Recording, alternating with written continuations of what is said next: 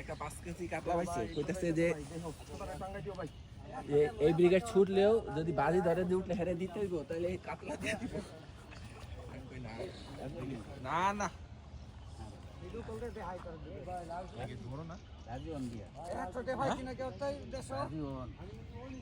কয় কেজি আল্লাহু আকবার ভাই একটা 10 কেজি না কাতল লাগবে আজকে কাতল লাগবে 10 কেজি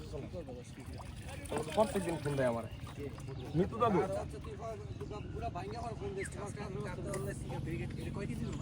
এরও নিয়ে যাবো 6-7 কেজি আর কি কোন ভাই এরে শিব কাতল তো সকালে মারছিল এটা হেডে 7 কেজি এটা 8-9 মাল দেবো 8-9